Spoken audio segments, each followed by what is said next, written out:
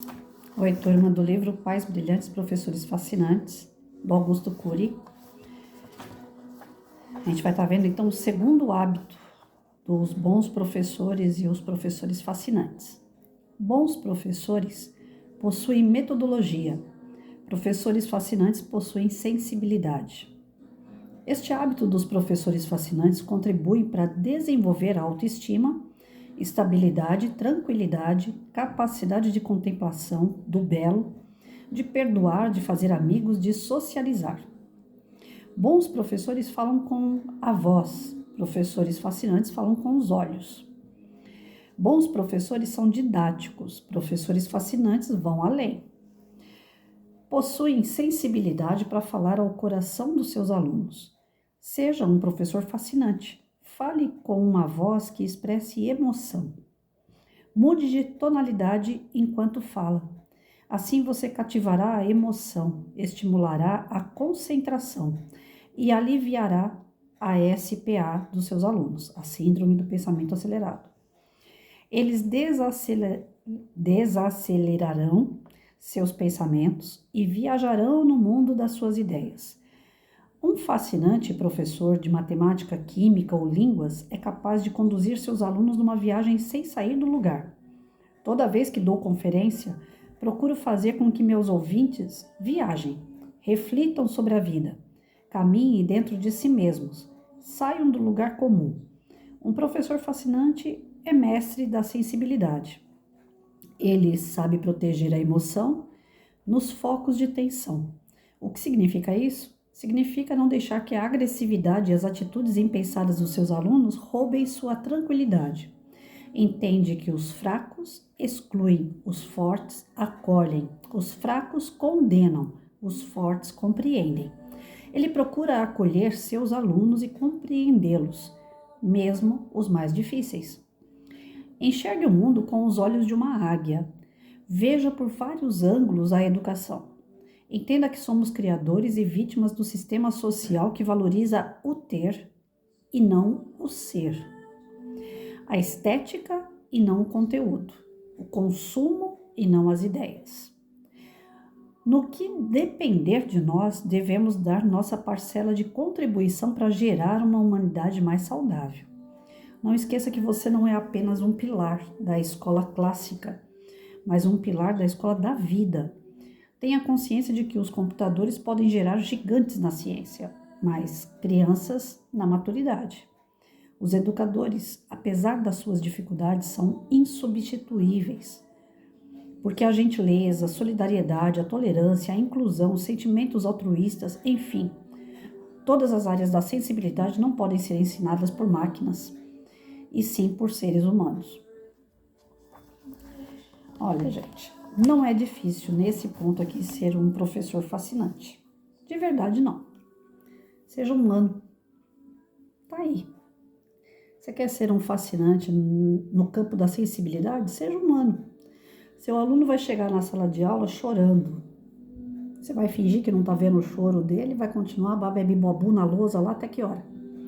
Ele não vai fazer a lição. Você vai brigar com ele porque ele não tá fazendo a lição? Ele vai ficar chorando.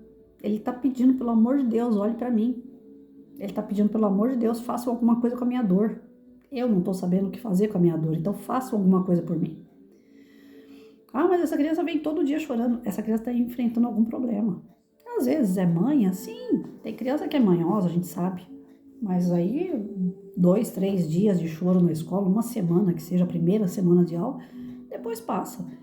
Mas essa criança vira e mexe, vem chorando para a escola, tem dias que vem bem, tem dias que não, e aparece o choro no meio, tem coisa no meio aí, assim, investigado. E o professor tem que ter essa sensibilidade. Se ele é um bom professor, ele tem metodologia. Ele vai brincar com a criança, ele vai tirar a criança do foco que faz ela chorar, que está deixando ela triste, e continua dando a aula dele. Mas se ele é um professor fascinante, ele vai fazer tudo isso que o professor bom faz, tira do foco, brinca, mas ele vai explorar a dor daquela criança, ele vai explorar o porquê aquela criança chora. Isso não é se meter na vida das famílias, como eu cansei de ouvir em reunião de professores. Ah, você se mete muito na vida do povo. Eu não me meto em nada, não. Eu quero saber o que acontece com o meu aluno. Quando a mãe vinha na escola, que eu tinha que chamar porque era algum caso mais grave, eu falava para ela, eu quero saber tudo o que acontece na sua casa em relação ao Joãozinho. O que que faz essa criança ser rebelde? O que que faz essa criança ser indisciplinada? O que que faz essa criança chorar? O que que faz essa criança ser apática? Você fala com ela, ela finge que não tá ouvindo. Lá na tua casa, como que é as coisas? Olha, para vocês terem uma ideia, como esse negócio é tão importante e a gente não pode deixar passar. Eu tive uma aluna, se eu não me engano, o nome dela era Érica. Ixi, de 20 e poucos anos atrás isso. Eu não vou lembrar o nome não, mas eu acho que era Érica, se eu não me engano.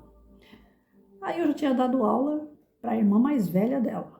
A irmã mais velha sempre foi aquela menina mais lerdinha, assim, aquela, né, devagar quase sempre, e vamos que vamos, e tem que ir empurrando. Tinha que dar umas broncas para poder fazer lição, tava sempre dormindo na sala de aula, para conversar era mole para conversar, e eu sempre fui mais elétrica, assim, então eu nunca tive paciência com criança que vem falar muito mole, não, vamos, acorda, é para falar, fala logo, eu quero ouvir, né, eu sempre fui assim, autoritária, mas coração mantegona. Aí, essa irmã dessa menina, vamos dar o nome para ela de Érica, vai, eu não lembro se é isso mesmo ou não. A irmã dela, que era mais velha, tinha esse problema de ir muito devagar para fazer as coisas e às vezes não dava conta de fazer lição de tão devagar que era. Se conversava com a menina, não fluía a conversa, era devagar mesmo. Quando eu falo devagar, é devagar demais. Aquilo me irritava, porque eu achava que ela estava tirando até barato da minha cara, né? É impossível uma pessoa ser tão devagar. Aí falava com a mãe, na reunião, a mãe vinha andando devagar, falando devagar. Falei, tá, família é assim. Então tá bom. Então se a menina é desse jeito porque é um reflexo da família, beleza. Mas a mãe conseguia responder as coisas, ela conseguia falar. A menina era muito lenta, mas tudo bem. Até o final do ano ela aprendeu a ler e escrever, que ó, o que eu tô ali para fazer é isso, para ensinar a ler e escrever. Passou um tempo, veio essa Érica, a irmã mais nova. Quando essa menina veio, eu falei, agora sim, agora vai ter que entrar psicólogo no meio, porque além de ser muito devagar, a menina ficava olhando para cima com a boca aberta. Aí eu, como era mais estourada, sempre fui, eu passava pelas carteiras, aí eu batia na ponta da carteira. Opa, acorda, vamos fazer lição. Lição tá lá, você tá aí viajando, fazer lição. A menina não reagia. Se você bate na ponta da carteira e fala acorda, a criança tende a pular da carteira. Opa, né? Mas ela não fazia isso. Ela olhava pra minha cara e ficava de boca aberta. Falava, isso não é normal. Tem uma coisa esquisita aí. A outra era lenta, mas essa é lenta e apática. Ela não reage. E ela só vai fazer a lição na hora que ela quer, quando ela quer, do jeito que ela quer. Ela vai terminar o ano, ela não vai aprender a ler e escrever.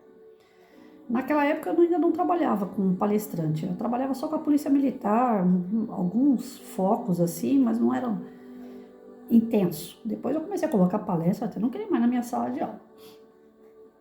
Chamei a mãe, perguntei para a mãe, falei, o que aconteceu na gravidez da primeira? O que aconteceu na gravidez da segunda? Acontece alguma coisa na sua casa? Tem uma pessoa que bebeu, que usou química? Porque eu comecei a imaginar que aquelas criaturas tinham algum problema no sangue.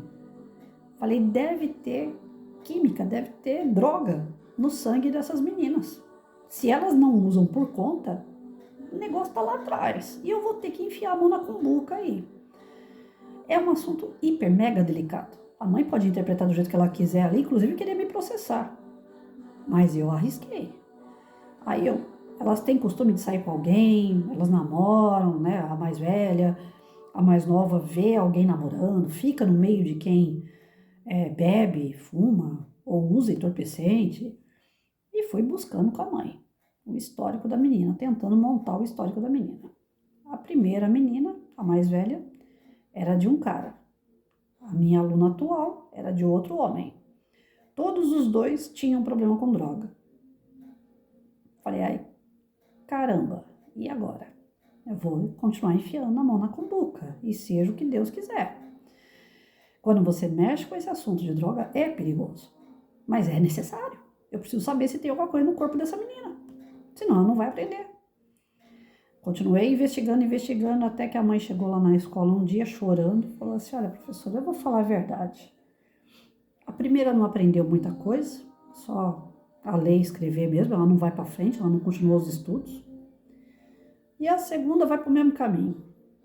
Sabe o que acontece, professora? Nas minhas 2 gravidez, eu apanhei muito. Eu tomei muita porrada. E da Érica, que era mais nova, que eu tô dando um nome fictício, que eu não lembro mais se o nome da menina era Érica ou não, dessa eu apanhei e ainda tomei chute na barriga grávida. Eu tava grávida, eu tomei muito chute na barriga. Então, professor, não esquenta a cabeça não, porque elas são assim, elas vão continuar assim e não vão aprender. Eu falei, a mais velha já fui, eu não posso fazer nada pela mais velha, mas pela mais nova eu ainda posso. Aí foi aonde eu comecei a perturbar a prefeitura. Eu quero uma psicóloga. Até então eu não tinha amigo nenhum psicólogo, eu não tinha para onde correr. Eu não tinha ninguém que pudesse me ajudar naquele momento. Aí eu comecei a pressionar a prefeitura. Falei, olha, precisa urgente de uma psicóloga. Ah, mas a gente tem uma para atender a rede inteira. Mais de 80 escolas, não sei quantos alunos. Tem que ser um caso extremamente grave. Esse aí não é tão grave, porque já estava começando a aparecer autismo, síndrome de Down, né? A inclusão começando a aparecer. E eles já não tinham mais condições de cuidar de ninguém, porque era um psicólogo para a rede inteira. Eu falei, olha, eu vou pagar um psicólogo para essa menina. Vai sair do meu salário, mas eu vou ter que dar um jeito. Aí alguém dentro da secretaria falou que não era para eu fazer isso, porque o meu salário eu tenho que levar para minha casa, e aquelas conversas de que professor deu uma coisa, não pode ter coração, né? Ficou com dó de mim a tal pessoa. E nisso encurtou o caminho para me chegar até a psicóloga, me arrumou o telefone dessa psicóloga. Aí eu fui atrás dessa psicóloga, porque eu não conhecia ninguém. Ninguém. Falei, vou pegar onde? Não tinha internet nessa época aí. Falei, eu vou ter que ir atrás dessa pessoa. Por telefone, liguei para ela e expliquei a situação. Falei, ó, eu sei que você é uma só para a rede inteira, mas a situação que está aqui é que a mãe tomou pancada quando estava grávida. O que essa menina está sofrendo é devido a uma gravidez, uma gestação de violência. Então essa menina não vai aprender. E a irmã dela também. A irmã dela não foi muito adiante. A psicóloga, ouvindo a conversa, muito humana, ela falou, não, Patrícia, por fora da prefeitura eu vou tratar dessa menina. Na prefeitura eu não posso encurtar caminho. Eu falei, nem é justo. Mas fora eu posso. Ela começou a tratar a menina comigo por telefone. Primeiro por telefone, depois a menina foi ver ela, depois por telefone. Ela foi dando acompanhamento com a menina. A menina foi entendendo, foi ultrapassando seus traumas que estava na gestação. Vocês têm ideia o que é isso? Não é um trauma do que ela viu, é do que ela sentiu. Impedir a menina de aprender. Quando ela começou a tratar aquilo, a menina aprendeu a ler e escrever. Que para nós, professores de 1º a 5º ano, o que importa é que o aluno saiba ler e escrever. É que o aluno saiba fazer pelo menos 4 operações. Antigamente, os nossos professores exigiam um monte de coisa, equação inclusive. Hoje não. Não é que está decadente nesse sentido. É que é o mínimo que o ser humano precisa para viver em sociedade. Saber as 4 operações e ler e escrever. Se souber mais do que isso, ótimo. Maravilha. Mas dentro de uma prefeitura, de uma cidade, que as crianças passam fome, que vive no meio de droga, que vive no meio de roubo, de PCC e tantas outras coisas ruins, se a criança souber ler e escrever, se ela souber as 4 operações, ela tem uma possibilidade de sair de tudo isso. Então, é o mínimo que eu esperava dos meus alunos. Tinha que saber ler, escrever e as 4 operações, pelo menos isso. Mas para chegar nesse ponto, eu tinha que ir lá no fundo da dor do meu aluno, trabalhar a dor dele, descobrir o que é que estava impedindo ele de aprender a ler e escrever e as 4 operações. Para isso eu tinha que ter uma sensibilidade, eu não podia ser indiferente. E quando você é sensível ao seu aluno, quando você se importa com o seu aluno, tem mais uma coisa legal que acontece, o vínculo. de amor, de respeito, de empatia, de cooperação, de reciprocidade. Quando eu chegava na escola que eu não estava bem, eles olhavam para mim e falavam, olhavam entre eles e falavam, a professora hoje não está bem, vamos colaborar. Eu nunca tive problema de entrar na sala de aula com algum problema pessoal que eu não conseguia equilibrar e chegar lá e ficar pior. Não, toda vez que eu cheguei na sala de aula que eu não estava legal, emocionalmente ou por alguma situação financeira, seja lá o que for, eu chegava na sala com a minha feição, que já não tava, eu já não sou bonita. Quando eu chegava na sala de aula que a minha feição estava mais feia ainda, virada no giraia, eles percebiam. E eles eram meus amigos, eles me ajudavam a sair daquela situação. Através de carinho, de amor, de carta, de beijo. Era um tal de limpar a sala, era um tal de professor, eu tô fazendo isso, professor, eu tô fazendo aquilo, professor, eu fiz a lição. Eles se agitavam tanto para me dar orgulho, para me dar alegria, para me tirar daquela situação ruim que eu tava. E eu não entrei na sala de aula uma ou duas vezes, ruim não. Eu sou ser humano. Muitas vezes eu entrei na minha sala, eu encontrei com uma menina na Ponte Rasa, uma japonesinha, até eu acho que eu já contei essa história aqui. Eu fui comprar uma camiseta na lojinha, aí eu falei pra menina, será que tem tamanho de gente grande? Porque essas lojinhas evangélicas, geralmente as camisetas são tudo pequenininhas. Ela falou, não, professora, tem sim. Aí eu falei, professora? Ela falou, a senhora foi minha professora na quinta série. A menina tava com 19 anos, 20 anos, coisa assim. E eu dei aula pra ela quando ela tinha 10, 11 anos. Ela foi professora de geografia dela. Ela, professora, a senhora, olha, nunca esqueci da senhora. Eu falei, que legal. Tem uma aula da senhora, então, que, nossa, jamais eu vou esquecer aquela aula. E eu achando que eu tava abafando, né? Geografia, a menina lembra de geografia, que ótimo. Aí ela virou pra mim e falou assim, a senhora lembra? A senhora tinha ido numa aula vaga da senhora até a sua casa, que era perto da escola, na esquina da escola. Então eu tive uma aula vaga, não tinha aula para quem dar, eu falei, vou até em casa ver o que o marido tá aprontando, né? E eu tinha pedido para ele debulhar o milho, que eu ia fazer uma torta e tal, sei lá o que eu ia fazer, e eu precisava do milho, que ele tivesse, que descascasse lá o milho para mim. E eu cheguei de repente em casa e o senhor Edson tinha lavado a cozinha de milho. E a gente que trabalha fora, o que a gente quer que o marido faça? Ajude a gente com as tarefas e não piore elas, né? Estouradinha do jeito que eu sou, eu soltei fogos dentro de casa e voltei para a sala de aula. Quando eu entrei na sala dela, eu falei, gente, pelo amor de Deus, vocês nunca casem na vida. A pior porcaria que eu fiz na vida foi ter casado. Eu pedi pro marido fazer um negócio no milho para mim, era só ir em cima da pia, lá descascar o milho, lá debulhar o milho. O cara me lava a cozinha inteira de milho. Quando eu sair daqui 7 horas da noite, eu vou ter que lavar minha cozinha ainda, porque o infeliz fez um monte de sujeira lá. Aí ela lembrou desse episódio. Ela não lembrou da aula sobre paisagem natural, geográfica, humanizada, não. Ela não estava lembrando de conteúdo de geografia. Deveria, porque eu dei aula direito. Mas ela lembrou de um episódio que eu dividi com ela e com as crianças daquele dia, uma angústia, uma passagem doméstica. Eu dividi com eles algo que, para mim, naquele momento estava ruim. Eu estava nervosa. Aí a sala toda ficou quieta, ela falou, né? Os meninos, tudo que faz bagunça, professor, naquele dia ficaram tudo quietinho, porque viram que a senhora estava nervosa.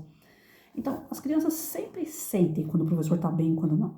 E eles ajudam a gente. E por que a gente não tem que ajudar as crianças, então?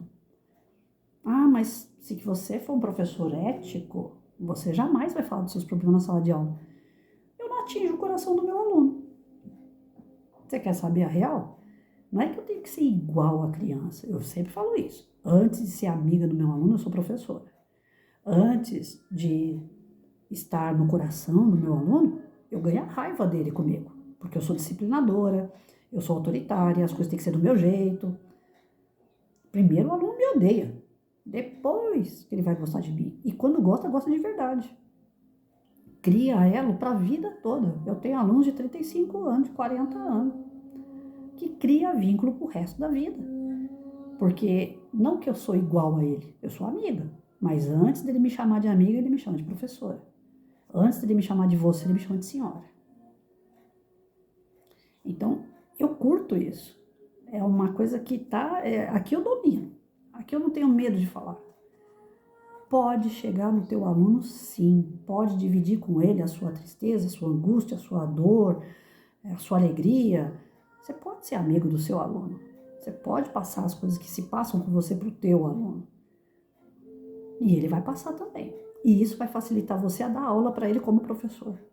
Agora, o que eu não posso é o aluno usar droga, como muitos por aí estão fazendo, vai para o fundo de uma escola e usa maconha com o aluno junto para dizer que é colega do aluno, porque tem medo na hora de ir embora do aluno querer bater nele na hora da saída, de ferrar o carro desse professor na hora de ir embora, de roubar o carro dele. Tem professor fazendo esse papel ridículo. Eu caminhar com o aluno fazendo coisa errada com o aluno para ganhar a confiança do aluno, jamais, jamais. Aí eles vão ter bronca de mim pro resto da vida porque eu não vou compartilhar um negócio desse. Todos os alunos que eu tive, todos, sem exceção, eu respeitei.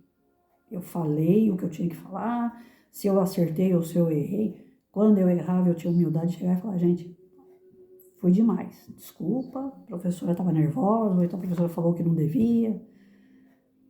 Mas se eu não tivesse errado também, não tinha Cris que tirasse a minha razão. Eu sempre fui daquele tipo que eu defendo aquilo que eu penso, dando certo ou não. Isso na frente de aluno, de pai, do sistema. Chegava supervisora na escola, se eu tivesse indo para a secretaria ou para o banheiro, se eu tivesse na porta da minha sala trocando alguma palavra com outra professora, ou com a diretora, ou com um aluno de outra sala que passou e veio me ver na porta, nossa, chegava a supervisão, o pessoal todo correndo para dentro da sala, a supervisora tá chegando, não sei o quê. Nunca corri, não. Aonde eu estava, eu ficava. Se viesse para mim e falasse, Patrícia, o que você está fazendo fora da sala? Eu tinha algum argumento. Mesmo que fosse errado estar ali fazendo aquilo. Mas eu ia falar, tô indo no banheiro. Tô indo na sala da fulana ali que eu tenho que dar um recado para ela. Tô conversando com o aluno da outra sala porque ele veio aqui me ver, me dar um abraço. Eu sempre assumi as coisas erradas ou certas que eu fiz. Então eu ganhava moral com as crianças. Porque quando eles tinham errado alguma coisa, eles não vinham falar para mim, que nem chamar para olhar caderno. Eu passei 5 questões. Por que você não fez nada? Por que só fez uma? Você trabalha? Você tem outra função? Você está ocupado com o quê que você não pode fazer sua lição de casa? É desse jeito que eu cobrava. E o aluno já vem com um monte de resposta, né? É porque minha avó morreu, é porque eu fui no enterro, é porque minha mãe, é porque meu pai, é porque eu saí, não deu tempo, eles inventam tudo. Como eu não inventava nada, eu assumia meus BO e mostrava para eles que a gente tem que assumir, as minhas crianças chegavam na minha mesa e falavam, professor, quer saber a verdade? Eu esqueci. Não fiz.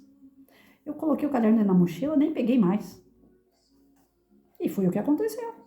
Eu vou matar o aluno porque ele falou a verdade? Nunca. Agora, eu tinha vontade de fuzilar com meus olhos o aluno que chegava na mesa e ficava, sabe o que é, professora? É que minha mãe trabalha o dia inteiro. Aí o meu pai, o meu avô, meu gato, meu cachorro, vinha com aquelas historinhas. Aí eu não tinha paciência, não. Aí eu falava assim, vai sentar lá. Tá bom, já entendi. Só que da próxima vez que você vier contar toda essa história de novo, primeiro você vê se tá besta aqui, ó, na testa. Porque eu não sou besta, não. Você trata de fazer a lição. E aí eu tirava alguma coisa da criança. Falava, então tá bom, então, sabe educação física que tanto você ama?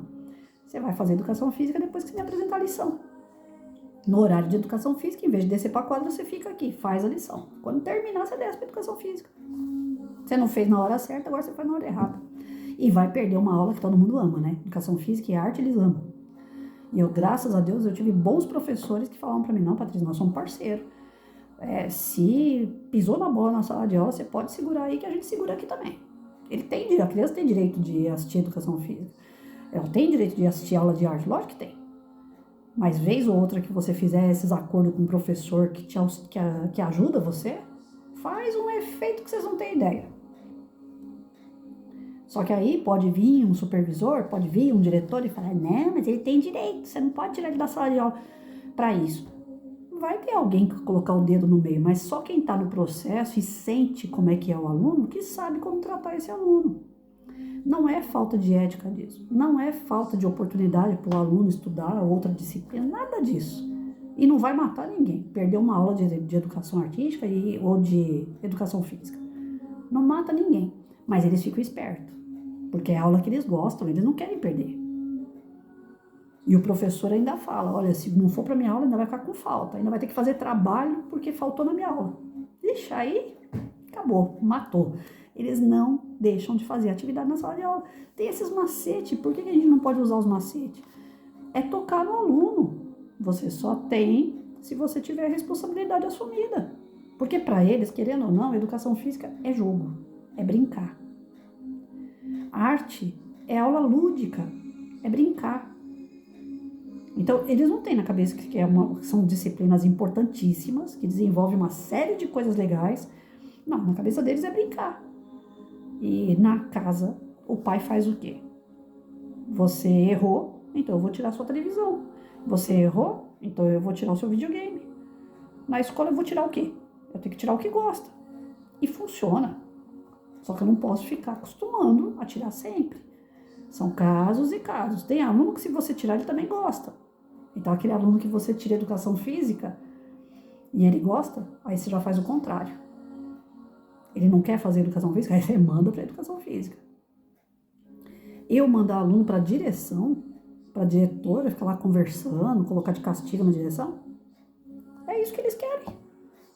Eles querem sair da sala de aula. Eu não tirava. O castigo maior de um aluno meu é assistir minha aula.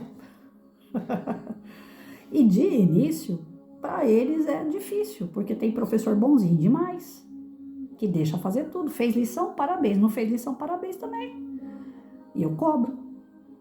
Só que para ter toda essa estrutura de cobrança, de realização de tarefa, de assumir compromisso, responsabilidade, antes disso eu faço todo um trabalho com eles de sensibilização, sim. Ó, se você fizer a sua atividade, você vai crescer, você vai aprender. Se você não fizer, você não vai sair daí. Teve um aluno na 7ª série, acho que era Adilson o nome dele, tantos anos atrás, Adilson, Ademilson, uma coisa assim. O moleque era da pá virada. Aí um dia eu tô lá na sala de aula, rezando aquela ladainha de professor, né? Eu já tenho meu salário, eu já trabalhei, eu não preciso de nada, eu tô aqui trabalhando, já tô ganhando o meu, se eu falar eu ganho, se eu ficar quieto eu ganho. Vocês não, vocês precisam estudar para vocês arrumarem um serviço, para vocês ganharem o salário de vocês. O moleque já trabalhava com o pai dele. Ele trabalhava de auxiliar de pedreiro lá com o pai dele. O pai dele era pedreiro e ele era ajudante. Ele falou, professora, levantou a mão dando risada, sarcástico. Professora, qual é seu salário mesmo? Porque eu tô na 7ª série, não terminei meus estudos, mas eu tenho certeza que meu salário é maior que o da senhora. Ele me desafiou. E eu não falei o meu salário, mas eu, sabendo do que ele trabalhava com o pai, eu tinha certeza que ele ganhava mais do que eu. Para ele já acabou ali, ele não precisava estudar mais. O que eu vou fazer com uma criatura que acha que a vida é só salário? Que ele não precisa aprender mais nada. Eu tive que fazer todo um trabalho com aquele ser, engolir o desaforo, porque a gente escuta o desaforo.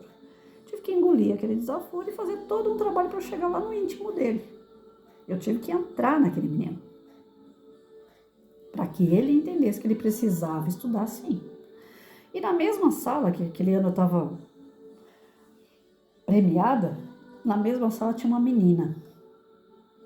Ela me olhava com cara de arrogante, irônica, dava risada, me provocava, e eu fingia que não via. Até o dia que ela foi longe demais, fez gracinha, a turma deu risada, aí para você não perder o controle da sala, você tem que colocar cada um no seu devido lugar. Eu não preciso disso aqui.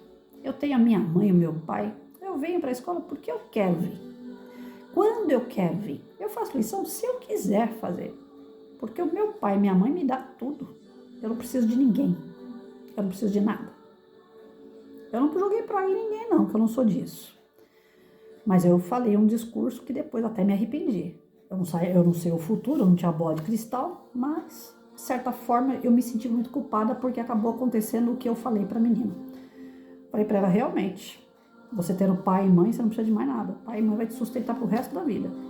Só que vai acontecer, pela lei natural, que uma hora teu pai e tua mãe não estejam mais aqui. E você vai precisar se virar sozinha. Eles podem acumular a fortuna que for, que ela era patricinha mesmo. Mas eles vão te dar uma fortuna, vão te dar dinheiro, mas não vão te dar condições de usar esse dinheiro, porque só sabe usar dinheiro com quem tem sabedoria, quem tem conhecimento. Caso contrário, o dinheiro acaba rapidinho também. Só que aí, infelizmente, eu não tenho, como eu falei, não é bola de cristal e nem desejo para a menina. Mas passado uns 2 anos ali, eu não era mais minha aluna. veio a notícia que a família tinha ido para o litoral e sofrido um acidente. E o pai e a mãe morreram no acidente. Essa menina foi levada para a casa dos tios, sabe aquele desenho da Cinderela? Essa menina virou Cinderela. Botavam ela para dentro de casa para limpar a casa o dia inteiro. Ela mais faltava na escola do que qualquer outra coisa em função do trabalho dentro da casa dos tios. E quem estava com a guarda dela, utilizando o dinheiro do pai e da mãe dela, eram os tios. Ela não podia utilizar porque ela era de menor.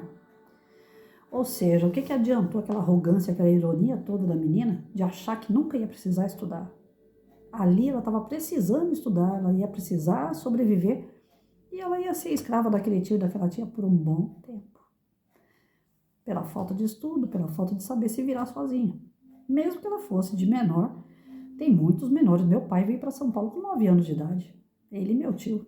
Para trabalhar, para crescer. Então, mesmo que ela fosse de menor, se ela tivesse conhecimento, ela ia saber se virar. Mas sem conhecimento ficou escrava do tio e da tia. Então, as histórias que nós temos de alunos são histórias diversas e o professor tem que estar atento às histórias. Ora, a gente tem que ser um pouco mais firme, ora a gente tem que ser um pouco mais acolhedor. Nada impede de ser firme e acolhedor. Eu tinha muito disso. Eu dava as broncas, no mesmo, como é que fala? No mesmo pé que eu batia e assoprava, né? Porque eu era dura, mas vinha pro colo. Qualquer coisa eles corriam pro meu colo, e era chorar no meu colo. Porque eles sabiam que eu tinha essa sensibilidade tocada nos nossos corações, que um podia contar com o outro. Eu podia contar com os meus alunos, e eles podiam contar comigo. Graças a Deus eu sempre tive isso. Então é raro um aluno ter passado por mim e você perguntar para ele assim: como que é a professora Patrícia? E o aluno fala assim: Deus me livre, eu não quero nem saber dessa mulher. Não, isso é raro, pode acontecer, mas é raro. A maioria vai falar a mesma coisa. A professora Patrícia, quem passou por ela se lascou, porque ela era dura, mas ao mesmo tempo muito amorosa. Cuidava da gente, protegia a gente, fazia um monte de coisa por nós. É essa visão que em geral eles têm de mim. Eu não me gabo por nada. Eu acho que tudo que eu fiz com amor, fiz com respeito aos meus alunos, com respeito ao meu juramento, no dia que eu falei que eu queria ser professora. E olha que eu falei que queria ser professora desde os meus 5, 6 anos de idade, que eu já brincava com os fantasminhas lá no meu quintal, como se fosse eu a professora e eles os alunos, né? Colocava uns caderninhos virados numa mesa lá, eu dava aula numa lousinha, aí o Joãozinho, o Pedrinho copiava no caderno, depois eu ia lá e corrigia o caderno, mas era tudo fantasma, era tudo imaginário, não tinha ninguém brincando comigo. Mas desde pequenininha que eu queria ser professora. Eu fui homenageada uma vez aqui na Câmara de Vereadores em Itaquá, como professora de destaque da cidade, um negócio assim, acho que era mulher de destaque ou professora, não, mulher de destaque. Como professora eu me destaquei. Aí meu pai um rapaz foi na casa do meu pai e filmou meu pai. E meu pai contando no telão, né, porque aparece na hora da homenagem do professor lá, o meu pai contando essa história no telão. Precisava ver ela desde pequenininha, escrevendo nos cadernos lição, aí colocava lá em cima da mesa, ela sentava depois do outro lado da mesa, ela corrigia a lição, ela fazia a lição como se fosse aluno. Então, assim, para mim é gratificante saber que não é uma coisa que o que eu vou fazer da vida? Eu acho que eu vou ser professora. Desde pequena é o que eu queria. E eu tentei fazer, eu não falo que eu fiz, mas eu tentei fazer o melhor. Para alguns alunos eu fiz, transformei vidas. Aqui em Suzano eu participei de concurso, onde eu queria elevar os meus alunos, elevar minhas parcerias, só que aí, consequentemente, você acaba entrando, né? Aí eu falava para eles: coloca meu nome pequenininho lá, porque eu não quero graça, não quero glamour. Eu estou participando do concurso pelos meus alunos, porque era uma competição entre Itaquá e Mogi. Falei: eita, se Itaquá ganha de Mogi, a gente tem moral. A minha molecada vai poder falar: nós ganhamos de Mogi. Isso ia melhorar a autoestima das minhas crianças. E valorizar minhas parcerias, as palestras que eu tinha. Então saía o nome das pessoas que participavam do projeto. Consequentemente, meu nome ia lá no meio. E nesses concursos, eu cheguei a ganhar em primeiro lugar como professora que destaca, né, que transforma, professora que faz atividade diferente. alunos que ganham por conta de prevenção de drogas, que eles têm um conhecimento grande a respeito disso, do meio ambiente. Teve uma que ganhou o 3º lugar de contos, sozinha na raça. Era uma aluna que tinha uma deficiência muito grande, de repente superou a deficiência dela devido ao trabalho que foi feito e foi lá e ganhou o concurso de contos como o 3º melhor conto da região. Então, assim, dá resultado, né? Quando alguém fala para mim, você tem alguma coisa que você se arrepende na área da educação? Não. Sinceramente, eu não me arrependo de nada. De nada. E eu me meti muito na vida de aluno. Eu tinha que entender a vida do meu aluno para trabalhar com ele. Então, eu não me arrependo, não. Teve ameaça de morte? Teve. Teve ameaça de traficante? Teve. Teve ameaça de pai bêbado? Teve. Não é fácil você entrar na vida do outro, mas é necessário. Como professor é necessário. Então, nesse ponto, eu me sinto essa professora fascinante, que toca no aluno, que descobre o que está ferindo o teu aluno, que tenta curar a dor do teu aluno, para que ele, curado, ele possa desenvolver o que ele de fato veio para fazer na escola. Aprender o beabá, aprender história, geografia, português. Tem muito professor hoje largando de mão, falando que não quer ensinar essas coisas, valores, princípios, porque isso cabe à família. Cabe à família, sim. Mas se a família não tá dando conta, a criança vem na tua mão, você vai fingir que não tá vendo nada? Se a família bebe, fuma, usa droga, é promíscua, tem mãe que trabalha na noite, tem pai que tá preso, o que você vai fazer com uma criança dessa? Vai fazer nada? Vai fechar os olhos e fingir que não tá vendo nada porque não é da tua conta? Ah, não. Eu não consigo. Então, eu não me arrependo de ter feito as coisas que eu fiz, não. Grande parte, nós perdemos alguns alunos, claro, questão de escolha, não por falta de conhecimento, que conhecimento eu dei igual para todos, mas questão de escolha. Tem alguns que escolheram, narguilé. Outro dia eu andei bloqueando os 3 no meu Face. Falei, eu não quero ficar vendo vocês usando narguilé, eu não ensinei isso. E eles sabem que depois que eu lavo as mãos, eu não quero mais graça. A não ser que chega na minha porta aqui e fala, professora, eu parei com a besteira que eu tava fazendo. Aí eu tô aqui de volta. Mas enquanto estiver fazendo besteira, eu não ensinei, eu não quero perto de mim. Eu sou dura para essas coisas. E eles sabem. Todos eles que perguntar para meus alunos como é a professora é dura. Ela exige. Mas ela ajuda. E foi graças a ela que eu fiz tal curso. É graças a ela que eu não parei de estudar. Graças a ela que eu não usei droga. Sabe, a gente escuta essas coisas. Porque você vai no coração daquela figurinha. E olha que são 40 por sala, né? Eu comecei com uma sala de 44 alunos. Depois veio a lei de 30, 35, que não é respeitada. Quando vê, tem 40 de novo na sala de aula. Então, para mim, não importa se eu tinha 40 ou se eu tinha 16 salas com 40 alunos. Faz as contas, quantos alunos dá no total aí por ano. Não fiz diferença nenhuma. Nunca gostei mais do Zequinha do que do Joãozinho, era todo mundo tratado por igual. Se é bronca por igual. Se é amor, é carinho, é para todo mundo. Lógico que acontece com o professor, às vezes vai com a cara mais de um do que do outro, vai, só que a gente não pode deixar passar. Isso é ética. Então, quantas vezes o aluno está falando mal de mim, não gosta de mim, tá lá descendo lenha na professora, eu atravessava a rua para dar geladinho para 40 crianças, aquele que estava descendo lenha em mim tomava o geladinho também. Nunca fiz diferença. Nunca tratei diferente. Sempre tratei por igual. Fez por merecer? Parabéns. Não fez por merecer? Por que você não está fazendo? Eu queria entender o porquê. Se fosse uma justificativa, vamos tratar isso aí para poder fazer. Se não tivesse uma boa justificativa, era safadeza, tá levando a vida, né? Deixa a vida me levar, aí vamos lá. Aí a gente chamava o pai e a mãe, vem cá. A responsabilidade não é só minha como professora, não. Pai e mãe também têm responsabilidade. E às vezes eu partia para a parte de documentação. Eu, fulano de tal, me responsabilizo pelo comportamento do meu filho, ou então pelas notas do meu filho, eu me responsabilizo pela retenção do meu filho. Cansei de fazer documento desse tipo.